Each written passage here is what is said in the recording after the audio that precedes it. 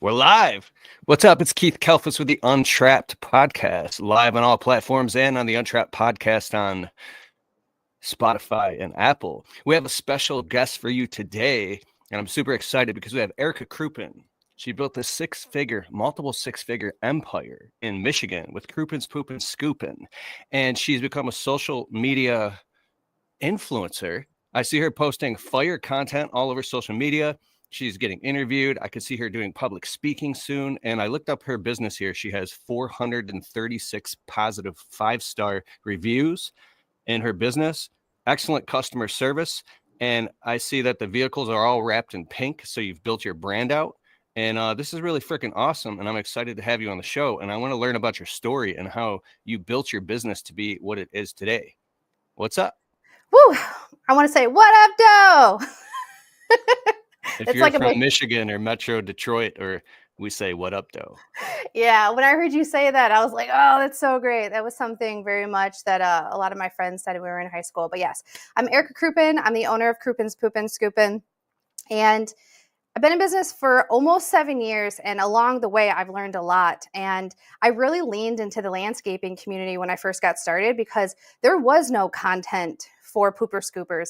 I became the content, and I found some of your videos, and I really leaned into watching your stuff. And with the 5-star reviews, you would always say you need to get well-worded 5-star reviews. And so that I literally baked that into my head. And so every time I would do a service, I would send them a copy and paste request for a well-worded 5-star review and include my Google link and send that. And I want to say I built up maybe like 200 or so just from that. And then eventually, as time goes on, I automated my business. I got Jobber and just made a lot of changes within the business and upgraded it from a 2007 Chevy Cobalt with a basic magnet from Vistaprint up to a fleet of hot pink branded vehicles. That's amazing. So all the way back to when did you have your entrepreneurial seizure? The moment where you're like, that's it. I'm going in business for myself. Nobody can stop me.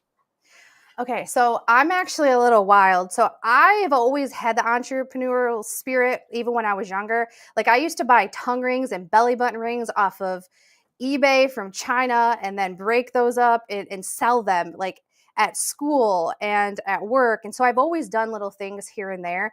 But what really ended up happening is I was working at U of M Hospital because that's just where we go to work in my family. The men went and worked at the railroad. We went to the hospital, and I was literally dying inside. Like I would go to work and I would give not even 50%. I was working midnights. I probably should have been fired a long time ago, but luckily I have a really good personality, and I think my boss had some compassion for me. And then I decided I was going to start this poop scooping business after like going back to school, trying some other jobs, just trying to figure out how to get out of the hospital. Because that's one thing about the hospital is you get these like golden handcuffs put on you because you have retirement, you have paid time off, you have health care. Pardon there. Yeah. I was making sure we were public on Facebook as well. Yeah, so we're good now. Keep going. It's so weird when I hear my voice. I'm like, whoa, that's me. So I was like, okay, I'm going to start this poop scooping business because a friend of mine, I actually seen that he had started a business. And so I asked my husband, I was like, hey, you remember that Kroopin's Poopin Scoopin thing that you and your brothers talked about when you were kids? Can I use the name and start that? And he was like, yeah, sure, go ahead. So literally the next day I went and filed for the DBA, got that all set up. And I brought a couple extra names just in case somebody else had Kroopin's Poopin Scoopin or they declined it. Course, it was good to go. And then little by little, I started piecing things together from the internet, from what I could find online, from YouTube videos. I started reaching out to people, and from there. So that was 2018. That was like the moment. Nice. So, what were the ways that you learned to market your business, and what are some of the things that you know now that you wish you knew in the business in the beginning? Because I see you have a ton of clients and it seems like you've rapidly gone up, but what are some stuff if you were to start over that you wish you knew? I wish I would have allocated my money better. When I was working at the hospital, I think I barely made over $30,000. You get all the money taken out of it, and then when you get your paycheck, it's it's like next to nothing, right? So when I started making money poop scooping, when I hit 6 figures, bro, I'm rich. I'm going to buy a Gucci belt. I'm going on vacation. I'm eating good. I didn't reinvest that money into marketing or learning how to market. So how I built my business was a lot of organic content. I don't do well with written communication. I'm more of like a verbal. So I was like, okay, I can make videos. I can post things. So I took a before and after picture. I posted them in a ton of buy sell trade groups. There was probably spelling errors. People always call me out on that. But that's really how I blew up the business initially, was posting in those groups and posting on Facebook, doing the organic content. But I really wish I would have learned how to put the money behind ad dollars to grow, because I have a buddy that did that and his business does 2.2 million, Nice. and I'm like, ugh, could have been me. So how much do you spend any money, or do you have to spend any money on marketing and advertising right now? Now I am. So during Spring Rush, I spent about $300 a day on marketing because Spring Rush is like a really big time. This is my first year actually spending money on marketing. So I don't have anything to compare it to. Back then my ad dollars would have went so much further. But because I've been creating content, I've also helped create a lot of competition, So there's a Mhm. lot more search volume. So the word poop scooping or pooper scooper costs more on Google now. Now, as a service business owner, and I'm sure you're wearing multiple hats, are you doing the marketing and advertising? Like, what percentage of it are you doing it yourself versus maybe outsourcing or having somebody help you? And when should somebody make that transition? For me, in hindsight, as soon as you start making money, as soon as you can start reinvesting back into the business, because one way or another, that money is going to get spent. So it depends on, are you going to spend it on something stupid, or are you going to spend it to grow your business? I waited. I've waited 7 years, and I finally just hired somebody to do my marketing and advertising, because I don't understand the stuff, and I tried, but I don't like it. I want to create the content. I want to be like, ooh, put this out there, and have the smart people behind the scenes do all that stuff. Mm, I love it. How many people are currently on your team? Like, the team, the virtual, everything, including, you know, Well, I massively downsized, because can we kind of just talk about like the journey about like starting and then thinking that you need to grow big and have everything fancy, and then realizing that that's not all that in a bag of chips, and then you kind of trim the fat, because that's where I'm at right now, and trim the fat. that's what we're here for. Okay. So when I first got started, it was a 2007 Chevy Cobalt basic magnet. Who I am, what I do, how to get in touch with me.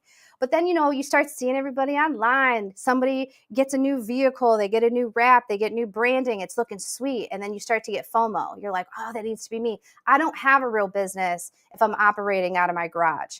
I don't have a real business if I don't have a bunch of staff or all these nice vehicles. So I went through the process of wanting to like upgrade everything so it looked nice. What I realized is that's one, it's very, very expensive. And when your employees, they necessarily aren't always going to respect your things.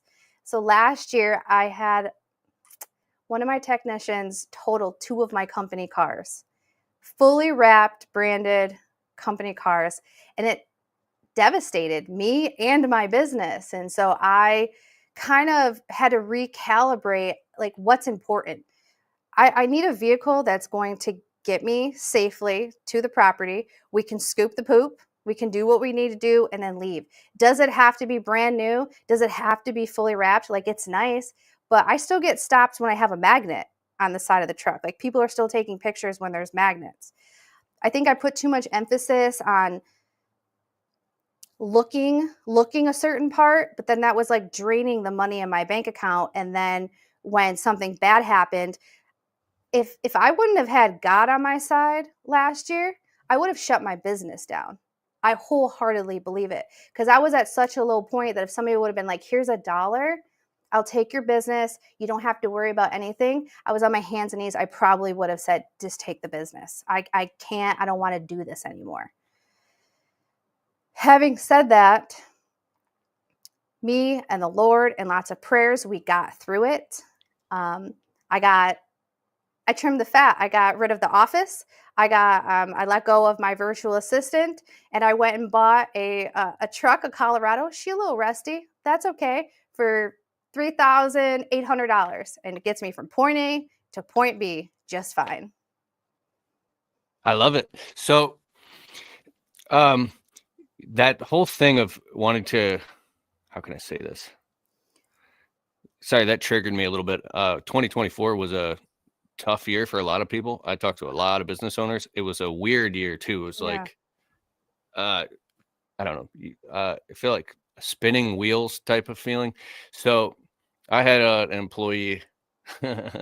He basically ran one of my trucks into my other truck, so it damaged both trucks. And I was like, oh man. So it's like, and I've been through that before, and it's fun. And the way I thought about it, I was like, wait a second, I'm learning all these lessons from when I worked for a ton of landscaping and different businesses before I started my own business. And I was driving a truck and trailer once, and I didn't see right in front of the truck there was a huge pothole. And I just turned the key to go. I was driving my boss's truck and trailer. Boom, bent the whole axle on his trailer. So I've caused my share of damage out plowing snow. So it just all came back to me full circle, like karma. And I got to feel what it felt like. And every time I just kind of smiled and laughed. And so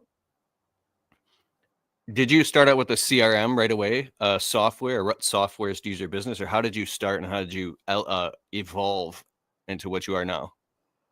No, I didn't have.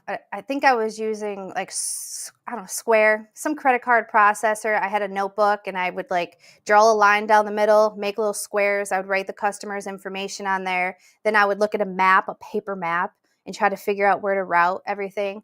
And I remember this. It was on a Tuesday. It was a very full day. I think I maybe had 15 houses.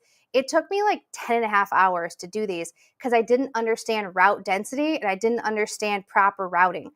So I'm like, I almost get home and I'm like, wait a minute, I didn't scoop Gloria. And I was like, oh no. So I get back in the truck. I drive out to Redford. I scoop Gloria. The sun's going down. I'm bawling my eyes out. And I just do like a quick Google search. I'm like, how to route houses better or route something. And a Brian Fullerton video popped up. And I watched his video. And that's actually how I found you. And then I found Paul. And I found everybody that kind of like molded my business and my social media avenue now, because like when I found your videos and I seen how raw and real you were, I'm like, oh my God, this is amazing. I need to do this for my community. So no, I didn't have a CRM, and I didn't get one until like 2020, until I finally did some, actually, I watched one of your videos and I clicked your link and then I signed up for Jobber. Yeah. That's awesome. What do you like about Jobber software? Oh, I love the two-way text messaging. I love the routing. Their templates, the new templates that they have for their quotes, fire. Alexa, stop. Sorry, my Alexa just went off babbling about something. Keep going. You're right. Yeah, the templates are pretty sweet. I'm really loving the insights because now I can see how my business is doing and like how many reoccurring, because we're like reoccurring maintenance. And so I want to know like how many reoccurring subscriptions do I have, because that's the bread and butter of our business. And then what's our average ticket price? So overall, I'm loving all of it. Like yesterday, it went down shortly and I was like, oh no. But luckily they have day sheets that I email out to my staff in the morning. So even if there is a glitch or there is an issue, we have all the data and all the information anyways. Love it. Didn't they reach out to you to be an ambassador?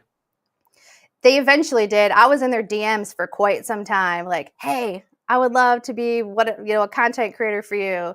Hey, there's not a lot of female representation. You don't have any pooper scoopers. And I want to say it probably took like 6 or 7 months, and then they slid back. And I was like, what's up? Sure.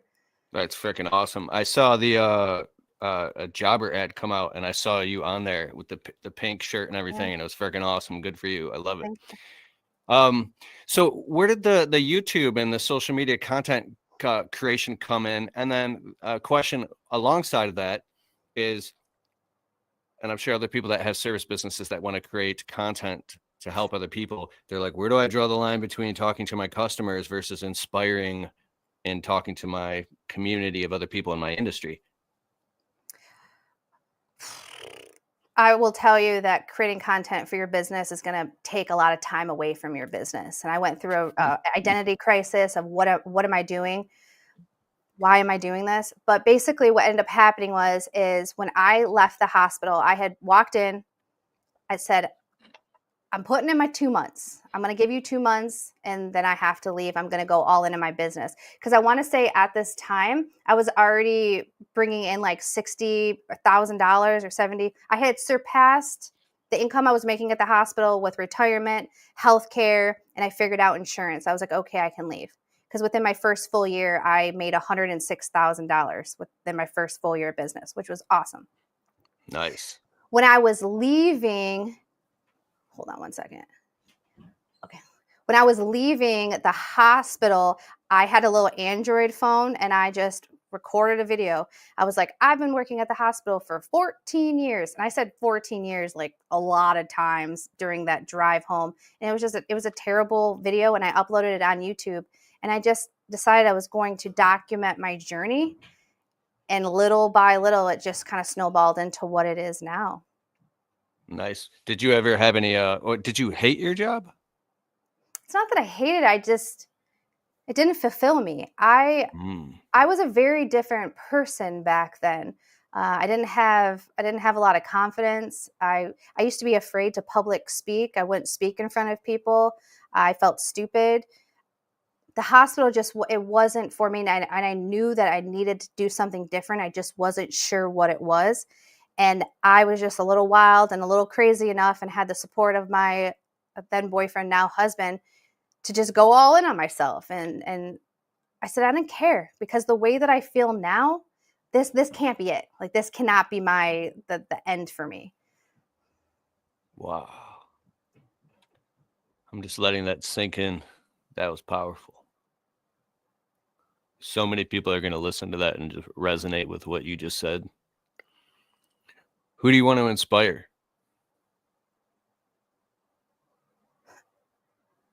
I'm going to try to get through this without crying. I want to inspire 15-year-old Erica, the one that had no self-worth, the one that was lost, that found her self-worth in partying, wearing clothes that were inappropriate, getting into relationships that were not good for her, treating people like crap. I want to inspire that person to know that just because you came from a certain place and you were raised a certain way and you were treated a certain way doesn't mean that you have to live that life. It doesn't mean you have to get stuck in the poverty loop. You can break away and you can make changes and you can grow. And it's okay to let those people go that are in your past, that are trying to keep you down and trying to keep you where they're at. I don't know if I'm essentially hitting those people yet, but that's who I would like to eventually get to, because I wish I would have had a big sister or somebody to like lean on and mentor me, because it was a struggle. It was a severe struggle up until even the last like 4 years. I was still struggling. Boom. You're going to have the video to this. That'd be like a perfect reel, like a short, and just post that and that'll attract all the right people. That was fire. All right. So where do you see your business in 5 years? I want to hit $1 million in revenue. That's what I want to do. And I used to be like, because I want to be able to brag about it. I want to be like, big dog, I got a big business. But what I really realized, that it's not about the showing off. When I have $1 million business, that means I'm going to have probably 6 or 7 people on my team that I'm able to lead and I'm able to help grow. And going to the different events in the landscaping community, I realized that the folks that have the larger teams invest in their people. And like Troy Clogg said, pick a color, pick a purpose. He said that to me when I was chatting with him last fall. And so that's what I really want. I want to be able to impact people and lead them, because I grew up in Inkster. For people that don't know, that aren't from Michigan, a lot of times girls, they don't make it out of there. They end up with several baby daddies, drugs. It's not, a lot of times it's not a good outcome. And I just want people to know that you can make it out. You really can, but it all depends on your choices that you continuously make. And if you make a bad choice, what's your next choice going to be to counteract that? Nice. So to become an example, a shining example. Yeah. To answer these questions, it's hard because I don't know, man. I really don't know. I just want to keep going. Like, I don't have a definitive, like, this is the goal. This is what I want. I want whatever the Lord's going to allow me to do. I love it. And you're not afraid to talk about your faith on social media. That's huge. Were you ever before? No. I mean, I don't know how deep you want to go here, but I was in a real low place, to the point where, like, I wanted to go to sleep and I didn't want to wake up. And this wasn't that long ago. And a lot of issues, relationship issues. Like, the business is running, but at any given time, it's gonna fall apart. I went to my friend's wedding, boozing it up. I'm having a good old time, and then I wasn't having a good time. And I woke up the next morning and I was like, I'm done drinking. And it was 2 years on March 28th or March 27th, I quit drinking. And because of that, I started talking to other people. I flew to Vegas for the jobber thing. I was chit-chatting with Paul, and I had a religious experience in Vegas to where my body was trembling, and I was so scared of what I had felt that I came home the next day and I gave my heart to Jesus that next day. And I haven't looked back since. This is good stuff right here. Back in 2017, 18, I don't know, I built social media content around starting and growing your own landscaping business from 0 to 100K. But I also talked about this deep inner game stuff. And I talked about Jesus one time on a video, and people started trashing me in the comments and unsubscribing. Like, so wait a second, I say all these positive things that make sense, and then I say something else, and I'm like, so it was interesting to me. And I met a wise spiritual mentor friend, and I've also had some amazing experiences. Paul Jameson is one of the people that are powerful in that. Paul is such a here we go. Paul is such an important person in my life. I really truly do feel like I don't know. I don't even know how to explain it, but he will forever hold a special place, not only in my heart, but my husband's heart, because he has seen, by Paul discipling me and leading me to the Lord, how my life has changed and how my marriage has changed. It's amazing. I won't go too deep here, but some of my closest friends in the industry, they publicly talk about it. Well, anyway, so we get on the phone talking about business, and I always end up going back to talking about God and Jesus. And I'm the guy who has 20 questions. So like I said, I won't go too deep here, but I want to logically quantify things. And I learned, well, one, that it's actually completely logical, and two, prayer is a spiritual technology. And so when I brought that stuff up to Paul, I'm just going to say it. You go to God with a contrite heart, and just, there's a saying, when you change the way you see things, the things you see change. So people that have their guard up, it's fun. My friend Joshua Latimer calls it his sneaky Jesus strategy. Oh. So when he's mentoring or coaching or talking to people, he has this sneaky Jesus strategy to eventually get them to, I can't speak for him, but let their guard down. And when it happens to them, like the spiritual experience that happened to you when your body was trembling, we call it's like the fear of the living God comes over you, and everything becomes really crystal clear in that moment. And so I I had a lot of anxiety a few years ago because I was kind of lukewarm, sitting on the fence of just, we're talking going all in. Mm-hmm. So, because it feels like you're putting a lot at risk, but you're really not actually. And a friend of mine who's a spiritual advisor, very wise human being, he said, I brought this up to him, like, why do I feel this anxiety around this? And he goes, because you're being lukewarm, brother. And it's like, so I'll kind of stop right there. But that's when I started bringing up these conversations to Paul. And so I say, like, this is awesome. This direction that you're on, this path that you're on, your vulnerability is amazing. Vulnerability is the new credibility. And so I think it's freaking awesome. What is a time that you really messed up? I'll switch lanes now. What's a time you really messed up, and how did you handle it in your business?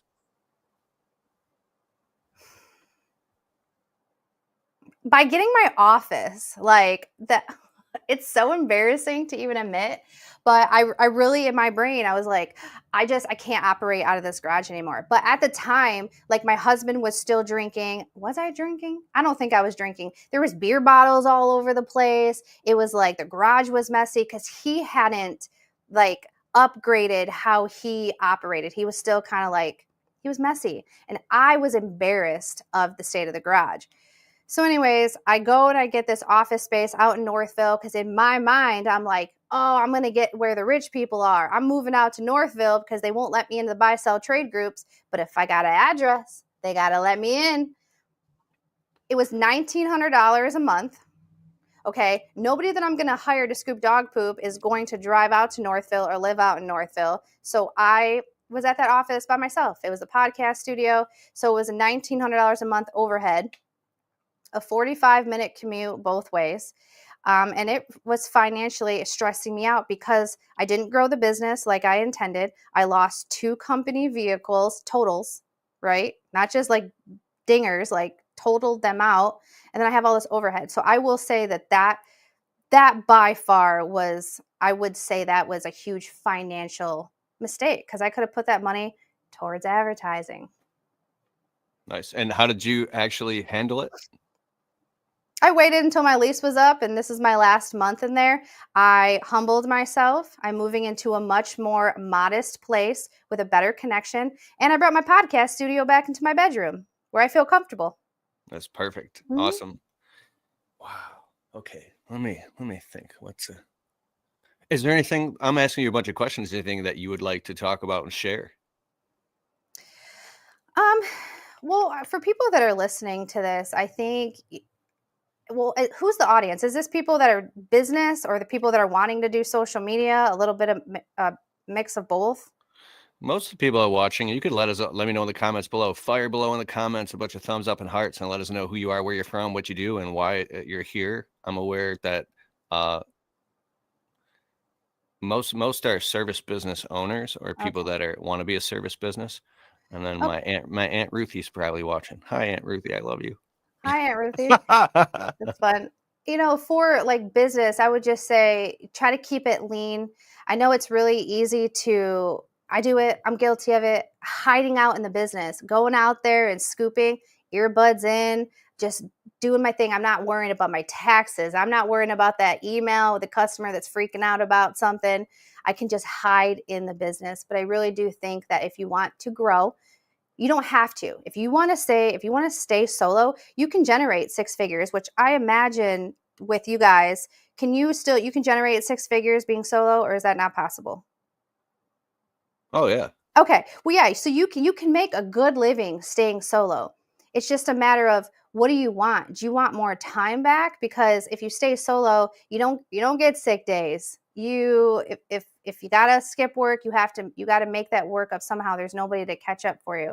So it's like you have to figure out what you want. But when you transition to over having staff, yes, your profits get cut, right? And you are spending more money, but now you're able to grow a team, you're investing in people. And I didn't have the confidence to really do that. I didn't think that I was a good leader. That was just me in my own mind, and that was the devil trying to keep me suppressed. And now I realize that.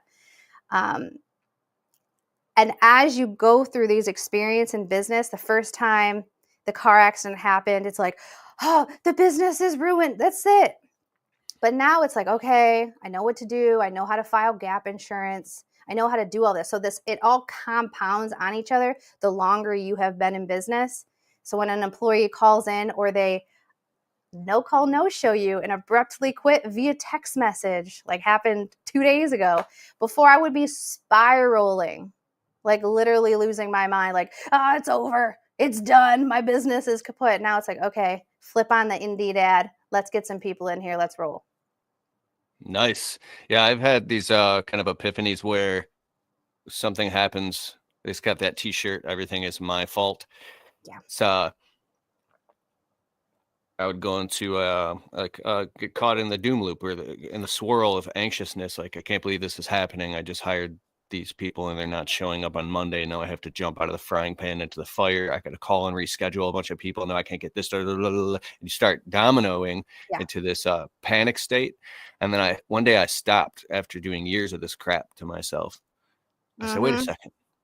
Who cares about this right now? Nobody. I was like, if I cry about it harder and harder, will that make anybody care? They'll care even less.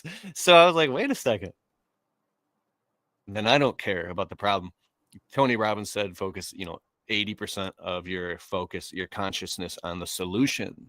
And that's kind of hard when things keep repeatedly happening over and over and over and over. It can get you into a place of discouragement, Well, it's like, why does that keep happening though? And that's where you were saying like everything's my fault. I had to take accountability. Like I remember I was for a while there, I was blaming the devastation of the business on the scooper. No, I stopped myself mid complaint. I said, you know what?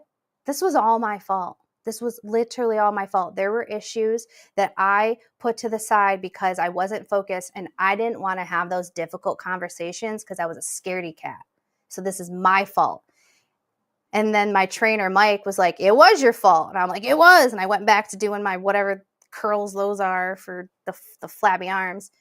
But once I was able to accept that it really truly was my fault, I'm like, okay, well, you just got to have the difficult conversations. When you see an issue, handle it right away. Procrastination will be the demise of a business owner. So if you're a procrastinator, stop procrastinating and literally take care of what you need to take care of, because things are going to happen one way or another. It's like, are you handling it or you're not? Because it's going to get handled. I Good love or it. There's some great books. The book on audible.com is Difficult Conversations. There's another book called Crucial Conversations. There's another book coinciding with you talking about Outwitting the Devil by Napoleon Hill, and another book called Traction by Gino Wickman. Listen to those books and those make sense. So Mr. Bubbles, $20 on Super Chat. Thank you very much. Has a question. What's your go-to method for getting new customers? Thank you, Mr. Bubbles. Yeah, thank you, Mr. Bubbles. I appreciate it. It's Facebook and Google. I mean, with having over 400 Google reviews, I rank pretty much top on Google. So both of those, and then social media. It's just it's a lot of Facebook. The Facebook is going to be your, I'm just thinking about it. I seen you. I'm kind of curious. Tire kicking. So you'll get more volume, but the qualified leads aren't as good as Google because they specifically went to Google to look you up and they're contacting you. So both of those are very, very good. And I see, because you have so many positive 5-star reviews, you probably show up at the top of the Google 3-pack, like boom. Anybody looking for that service? Oh yeah, I'm dominating it. Nice. And what are the different modalities you're using to actually market your business? What's a modality mean? A modality means a way of doing things. There's different ways of doing things, modes of doing things. So for marketing, it's I have my ads person that's doing my ads. He puts those out. And then I run an awareness campaign actually that's just very like top funnel. Like, what does the video say? Slow your scroll, slow your scroll. My name is Erica Kroopin. And it's like this whole thing. And I'm like, what's your name? And I start talking and I'm like, oh, wait a minute. I didn't even give you time to introduce yourself. I'm sorry. That was rude. And I pause and I'm like, nice to meet you. That has actually gained, I have gotten thousands of reactions, like thousands and thousands of views. So that one's doing pretty well. I think I put like $5 a day behind it on Facebook. Super inexpensive. I have my business cards at all of the vet clinics, just trying to create awareness, and then keeping all of my branding, the hot pink, very cohesive. Yard signs are hot pink. So it's like, Business ooh, cards at vet clinics. That's genius. yeah, vet offices, Mm. doggy daycares, um, uh, what is it, pet stores, like anything that's like pet related. I have a card there. My marketing brain is wheels are spinning. Okay. Let's see. So it's kind of one of those things where it's like, do you have more time than money, or do you have more money than time? Because if you have more time than money, that's where you're going to do that organic. You're going to be out in the out networking, putting out door hangers. But if you have more money, that's when you're going to really sink money into strategic ads and re-engagement campaigns. I'm at that point now where I kind of got a little bit smarter. We reduced our home bills. I reduced the business bills. So I'm just not playing around anymore. I mean, I don't even have my nails done because I am sinking so much money into advertising because I'm going all in. I love it. What's the name of your podcast? Where can everybody find you on social media? Oh, so the name of the podcast is The Scoop Podcast with Erica Kroopin. And then if you just type in Erica Kroopin or Kroopin's Poopin Scoopin, there's just an array of content on all the platforms. Nice. And so what platforms is the podcast on? It's on Apple Podcast, it's on YouTube, it's on Spotify, it's on like everywhere. The video podcast is on YouTube as well. Awesome. And then so just type in Erica Kroopin on Instagram, TikTok, anywhere, you'll pop up. Yeah, I'm on all of them. I was able to lock all of that in. Perfect. And are any live events that you plan on going to this year? Yeah, so I'm actually going to be talking at ScoopCon in Coeur d'Alene, Idaho. It's May 24th and 25th. My buddy has the Poop Scoop Millionaire, and he is putting on ScoopCon, and I'm one of the featured speakers. I have dreamt of this. I mean, ever since I seen your presentation of Know Your Worth, I'm like, oh gosh, that's going to be me one day. And it's taken 5 or 6 years, but hey, we're here. That's awesome. Hey, this tip I learned about public speaking, there's this thing, it's like $65. It's called the Rode Smart Lav Plus by Rode Microphones. Everybody knows that. But the Smart Lav plugs right into your mobile device, and you can just put your phone in your pocket and you run it down like so it's like a little lavalier mic, and you put your phone in airplane mode, and then you'll have this high quality recording of your speech that you can use to repurpose or post on your podcast. So it's like whenever I speak, if I don't hire a videographer, I'll bring a couple of cameras like camcorders and tripods that can record long format. And then now you have like content on social media, and it gets you more public talks. And it's like, what about, because I have this, I got the DJI mic, and that goes those to are the the best. Oh yeah, your mic has a built-in internal recorder. You could just press the button and it turns red, right? Yeah. You're set.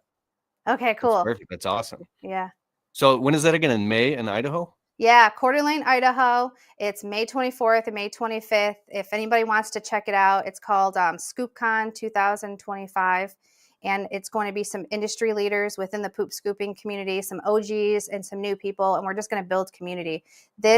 After going to the different events within the landscaping community, I always thought, like, we got to have something like this for the poop scooping industry. And now that it is actually growing, it's getting larger and larger. It's finally happening. And now I get to meet so many people that have been engaging with me over the past 5 or 6 years. Love it. I know, it's going to be so good. So what's a word of advice that you would love to give to somebody who's listening to this right now that's like, they really want to start their own business. They're having maybe trouble believing in themselves or getting the confidence, or they feel like they don't have the money to start, and they just feel like they're stuck in this loop and they want to break free. This is something I heard that rocked my world. One that controls your emotions controls you. One that controls your emotions controls you. That's something I had to like really sit on, because I'm an emotional person by nature. And I allowed emotions to dictate choices that I would make or not make. So I would say try to take the emotions out of stuff, good or bad, right? Because it's going to alter your reality, and make data-driven decisions. Lay out the facts and go through it. And that's how you make your decisions. And if you're hemming and hawing, you're like, should I do it? Should I not? Just do it. Like, what do you have to lose? What do you have to lose? Start it. If it doesn't work out, okay, it didn't work out. Move on to the next. What if you don't know what to do? That's okay. That's how you figure out how to do it, by doing the things and either succeeding or failing. Then you learn and you adjust and make better decisions moving forward. I have to actually share something that popped up as you're saying that. If you look behind me on the video version of this, you can see these like honeycomb wood wall panel things. They match my brand. I got them from Etsy a few months ago. They're just sitting around, and I was stuck in this like I don't know, like emotional brick wall of emotion of where am I going to put these things with this studio here? And so I was like, I don't know where to put them. And then one day I was like, wait a second, I have to literally just put them on the wall somewhere and see them on the wall, and then decide I can move them from there. It's not some like freaking life changing or threatening decision, or just like getting one client. What if I got one side job of one client, one little tiny job? It's like the journey of a thousand miles starts with a single step. Yeah. And some of us tend to we want to over plan. We're too afraid to go do the thing. So we just keep learning more and more about it. And then we work ourselves into this place where it feels like the impossible step. Yeah. So it's like analysis paralysis. Like, Layla Hormozy was talking about this, and she was talking about being successful. I don't know if you follow Alex Hormozy, but his wife was talking about it. And she said that sometimes people that are really smart, they're not able to be successful because they overthink stuff so much. So sometimes you got to be a little stupid because you don't really understand the risks of what's going on. So you just kind of like do it. And I'm like, you know what? That's right. Because some of my best decisions that have worked out for me is when I'm just like, whatever, we'll see what happens. We'll figure it out after. Oh, we have a comment coming in here. Thank you guys for sharing your wisdom, experience, and faith. You guys inspire me. I'm at the beginning and finally found direction and cutting off everything no longer serving me. Appreciate this. Amen. So that's one final question. Well, maybe I have two more, but one for sure is, what about like setting boundaries and to focus and put rails up to create constraints to propel you upward? When I quit drinking the alcohol, that was the first step. I quit doing that because any foul thing that I ever came out of my mouth, any fight that I had ever gotten into, any poor decision I made was all by alcohol. Like when I would drink, it was like it was allowing me to be the person that the devil wanted me to be. So I quit doing that. And then slowly I just started cutting people out of my life little by little. And in other people's stories, I am not a very good person. That's okay. I'm okay with that decision because they weren't benefiting me and they weren't serving me or my marriage. And the same thing with working out, right? So I had to give up staying late because I wake up at 4 a.m. I'm to the gym by 4:45, working out 3 days a week. Food, I still have some sweets, but my diet is pretty well intact. So that I'm able to be, I'm physically healthy. I don't have bad influences around me. So that I'm able to like focus. Social media is a huge distraction for me. So I actually got rid of TikTok because I caught myself going down TikTok holes that weren't good for me. Like I was on like the bad side of TikTok where I'm like, oh, this is great. It's not great. So that is actually one platform that I got off of my phone. And I've been really focusing just on YouTube because YouTube is like, it's my home. I love YouTube, and that's where I really want to stay. So I just had to be really clear of like, I only have so much time in the day and I only have so much bandwidth. So what am I going to focus on? And people will call you a bad person. They'll call you selfish. They'll call you whatever it is. They'll show up at your door, knock on your door and be like, why won't you talk to me? Because you do stuff like this. This is disrespectful. That's why. So yeah, it's just, sometimes you just have to be a jerk and be like, this is what's important. Me, my family, my life. I love it. I think what Russell Brunson said, we are creators of content and marketing, not consumers. So I've taught myself not to scroll with my thumb. So I get How? in, huh? How? You do it with your pinky? No, no. What I mean is like when you go in, you check your analytics, you upload content, and say if you only have 30 minutes to upload your marketing messaging and all your content to stuff to social media, and then you start to scroll because I've been in the like Facebook will literally show you freaking people getting in car accidents and like I was actually talking to my buddy who's Quentin. He's a amazing filmmaker, videographer. I was like, bro, I'm so pissed off at myself. This was like a couple years ago. I spent like 2-3 hours down the TikTok rabbit hole with all the alien stuff. Oh yeah. And so, and I said, and then I'm like watching this video of like a fire truck sliding down an icy road and it's spinning and smashing into cars. And I felt bad. I'm telling this. And he looks at me and he goes, oh, those ones are the best, bro. And we just cracked up laughing so hard. And then like, I don't know, my sister-in-law will send my wife these hilarious TikToks, and then my wife will be just screaming, laughing. I'm like, what's so funny? And then I'll look and some of it's funny. But like there's like a line, you're like, wait a second, I only have a limited amount of time right now to get this done right now. And it's like my Facebook ads guy, I just had a meeting with him a couple hours ago. When we hop on a 60-minute Zoom call to work on our ads, we have 60 minutes. And there's times I've jumped off the Zoom. If we even go to chit chat or crack jokes, I'm like, I can't get that time back now. Yeah. So it's like, I guess the pain of not getting results has gotten like, it's the people that get very refined about the details and the seriousness of moving forward every single minute. Okay. Yeah, I gotta get better about that. Like yesterday, with my new kid just like abruptly quitting on me, and I was like invested in him because I was like, oh, I can mentor him. Like this is gonna be so good. I see so much potential in him. And then just like no call, no showed, and like wouldn't call, would only text. And I was like, I was upset. I'm like, what could I have done better? I was like in my feels, and then I caught myself going to like my unhealthy space where I just want to like hide in my phone. I'm running a business, two businesses. I have a social media company and I have my poop scooping company. I have no business laying in bed scrolling on Facebook or YouTube watching stupid farm videos for more than 15 or 20 minutes. And it's really upsetting that I do that stuff. Brandon Vaughn said something amazing. He's built a bunch of businesses like Wise Codings. He built the original Conquer coaching group. And I've seen him on social. Yeah, that's awesome. yeah, this dude runs 11 companies from his house virtually. Wow. He's just like on a walking treadmill, and he has like 11 CEOs. He's a wizard. He's amazing. So he said a mistake that he made was thinking every new employee he hired or new position was gonna be the savior of his company. He's like, oh, this person, and you see all the potential in them, and then when they don't freaking show up on Monday, you're just crushed. And so it's like, Dude, I went to his house. Can I tell you this? yeah.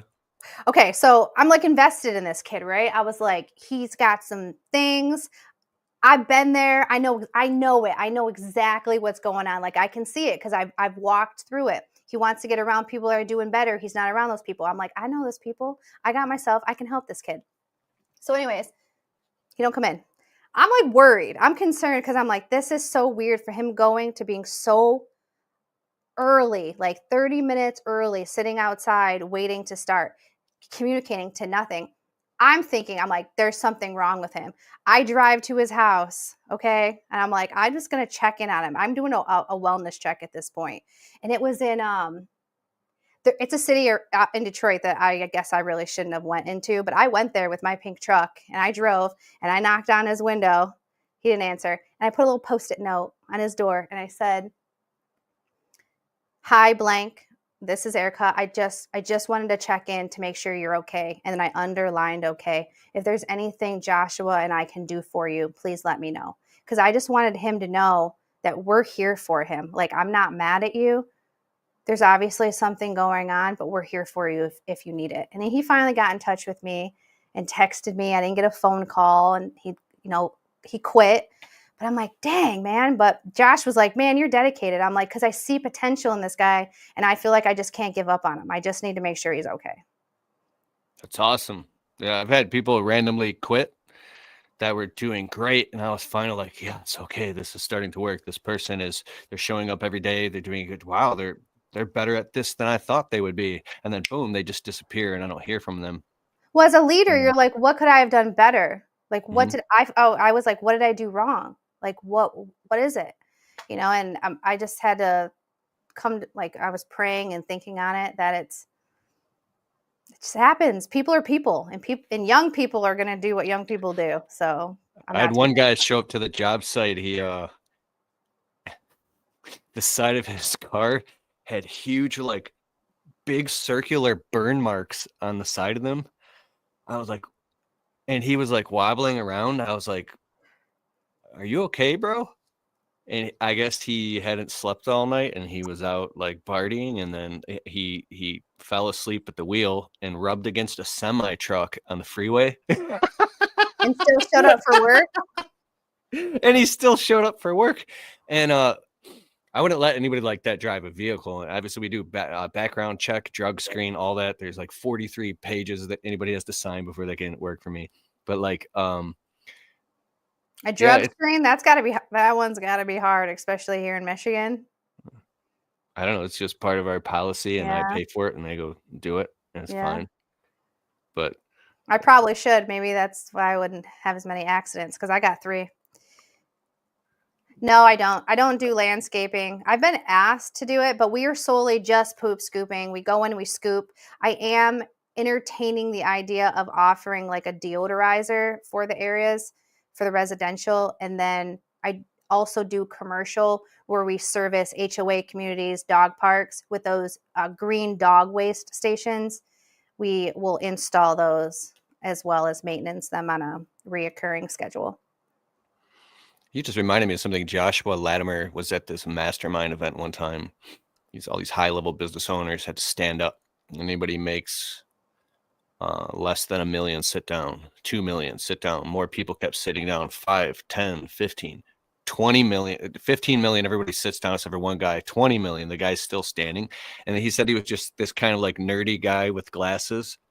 And everybody's all confused. Like you do 20 million a year. They're like, everybody's like, well, what do you do? What is your business? And he's like, gutter cleaning. And he's like, and what else? Just gutter cleaning. And I was like, they're like, everybody was like perplexed because this guy went all in. He became the best in his entire state at one thing. So in the beginning of my business, I would do anything I considered painting somebody's shed once, and I had to stop myself just to get money. I've climbed on roofs in the freezing cold, almost falling to my death to clean gutters. I mean, crazy stuff. So what makes you be strict with yourself and say, we're focusing on this? I don't really have other skill sets. I mean, I've only mowed like 2 lawns in my life. I don't really know how to do that. I did try dog walking, but I got humped by another stray dog while I was walking the dog, and I was like, I don't want to do that. I'm over that. Um, and it's just easier. I got this one service that I know that I need to do, and we've just stayed pretty busy and pretty consistent with it. So why fix it if it's not broke? That's freaking awesome. All right, so we're coming up. We're on an hour here. Let's see, we covered a whole bunch of topics. This has been fire. This has been great. I've wanted to do an interview with you for quite some time. I love how deep and when you like your rabbit holes and stuff like that. It's just interesting. I'm like, oh yeah, he's hitting on some good stuff. I used to go too far with it. I was on a stage at a live panel at the Equip Expo a couple years ago, and I'm like, there's like 800 people in the room, and Brian Fullerton and Naylor Taliaferro were both there. Paul was on stage too, and when they asked Keith Kelfus a question and they gave me the mic, all of them looked at me, and they were like, Yeah, like because be cool, man. yeah, because I'll go down the rabbit hole, and I love to get the reaction of the people in the audience. And I'll first, like 800 people, they asked me a question about business. I go, well, first of all, I'd like to thank my Lord and Savior, Jesus Christ. Like 3/4 of the room, they sink into their seat. And then, so stuff like that is really fun to do, or I'll say just get down the rabbit hole of the neuroscience side of stuff. But sometimes it's important to stay tofu, mofu, bofu, top of funnel with that. But then after I got off stage, a lady came up to me with tears in her eyes, and she's like, "Thank you for saying that, or for being an example," because she like brought her teenage son, and she's like, "You're not afraid to talk about this stuff." And I got off stage another time, and another lady and her husband, they're like, "Something that you said, I said, helped them get over the edge in their faith of something that they were lukewarm on." And I was like, so if you feel something important to come through and you speak it, I think it's being obedient, or otherwise you're just going to be like everybody else. So are you excited about your speech coming up? Yeah, I'm excited. I'm nervous. I'm like I need to finalize it. I need to practice it, but then I don't want to practice it too much because it's like I want to have my key points, but I want to roll with it naturally. So yes, all of the above, all of the emotions. I felt bad you were going to say something and I randomly inserted a question. I think, Mr. Producer, there was a couple episodes that I had recorded where I got a little bit more vulnerable and I did talk about my faith. And I was like, ugh, I don't know. Should I post this? I'm not really too sure. And he gave me some good feedback, and he was there for me when I posted those. And those type of content or videos, I'm not going to say they perform well, but they're the ones that reach people and are the ones that are making an impact. And yeah, having a video that does 20,000, 30,000, it's really impressive. But when I get an email from somebody saying, "Thank you so much, this really, reached me where I'm at," I find that to be more valuable and it's more purposeful. So I think it is important to talk about it. Obviously, read the room. But if you can disciple one person and then that person disciples somebody, we're doing what the Lord wants us to do. I like that. Nice. So where can everybody find you again one more time for the new people that have joined on the live? Yeah, Instagram, preferably YouTube. Please find me over on YouTube because I am trying to grow my channel. I'm at 7,000 subscribers. I would love to get to 10,000 by the end of the year. I think it's going to happen. So if you just type in Erica Kroopin or Kroopin's Poopin Scoopin or The Scoop Podcast, you'll find me on all of the platforms. For those listening right now that are only listening, can you spell your name? Oh, so it's Erica, Erica, Kroopin, Krupin. So, but then Kroopin's Poopin Scoopin is spelled Kroopin, and then Poopin Scoopin. Awesome. Everybody go check her out on YouTube and hit the subscribe button and check out her podcast. Thank you so much for being on the Untrapped podcast. I really appreciate it. And congratulations on your success, and looking forward to see your journey in the future and everything that you're doing. And I know you're going to crush it with your talk. Yeah, I appreciate it. Thank you so much. Your live speech coming up. Yeah, all right. Later, everybody. Bye. And